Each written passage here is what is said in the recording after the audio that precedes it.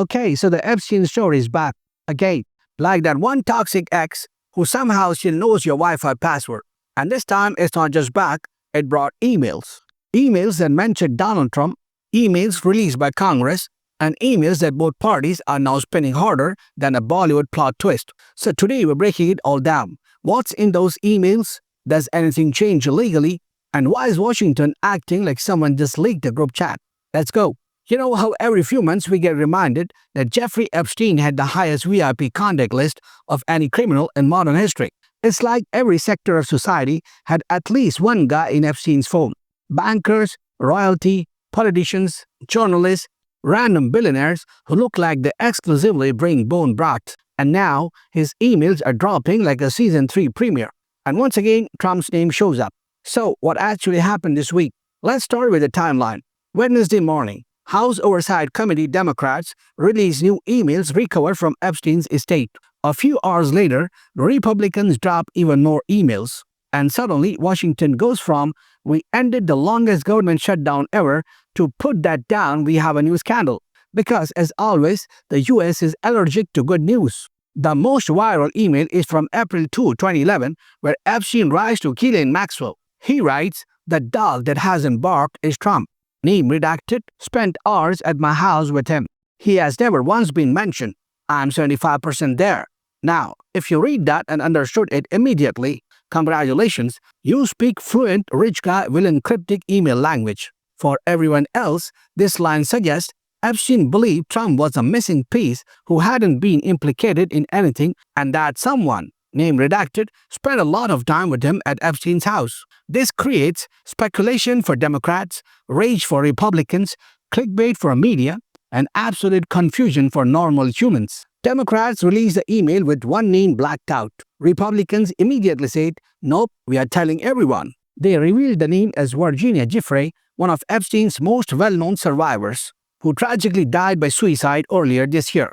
Republicans then said, "See, she never accused Trump of wrongdoing." Democrats hid this. Democrats said, "We redacted it because she was a victim." That's standard procedure. And once again, America's political system turned a human tragedy into a Twitter fight. Then Ghislaine Maxwell, currently in prison, gives an interview where she says, "I never saw Trump behave inappropriately, and he was always a gentleman, and I don't remember seeing him at Epstein's house." Okay, cool. But let's be honest, when Ghislaine Maxwell calls you a gentleman, that testimonial has negative value.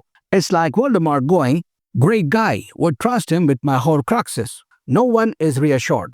Now, the next set of emails, they are not criminal, they are just awkward. In 2017 and 2018 Epstein emails, Larry Summers, a New York Times reporter, Catherine Bremler, his attorney, and he calls Trump borderline insane, fucking crazy, dirty.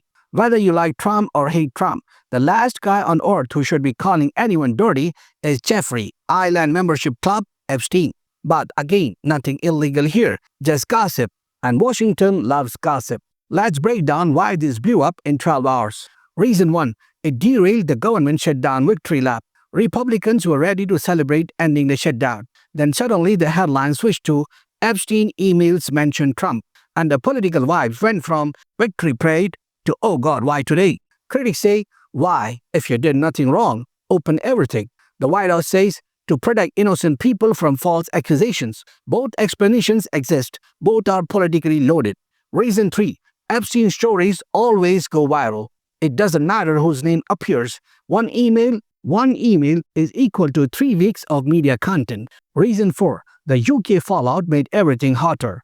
A prince gets pushed out, an ambassador fired. This becomes an international scandal again. Let's zoom out and be 100% factual. None of the released emails accuse Trump of criminal behavior. Maxwell herself says she never witnessed anything inappropriate from him. The emails are politically damaging, not legally damaging. Both Democrats and Republicans are spinning the documents for narrative advantage. The public response is driven more by optics and Epstein's reputation than by evidence. These are the neutral facts. Everything else is political interpretation. Now, why this story will not die? Epstein's network was massive. He interacted with presidents, princes, prime ministers, CEOs, lawyers, academics, athletes, random rich guys with yachts but no job title. So every time new data drops, photos, logs, emails, contacts, someone important gets pulled into the orbit. That's why the story has infinite lives. It's not about Trump. It's not about Clinton. It's not about Andrew. It's about proximity to a man whose life combined wealth, secrecy, abuse, and power in a way that scorched everyone near him. And that's why the story keeps coming back from the dead, like Fast and Furious sequels. So where do we end up? Legally, nothing changes for Trump. Politically, it's one more narrative granite in an already chaotic landscape. And publicly, the story reignites the same questions that have Howard or Epstein for years. Who knew what? Who was involved? Who's telling the truth? And why does every email in this case sound like a ransom note? That's it. This is a breakdown. If you found this useful, drop a like. If you want more deep dives without the clickbait, subscribe. And tell me in the comments, does these emails matter or is this just Washington being Washington? See you next time.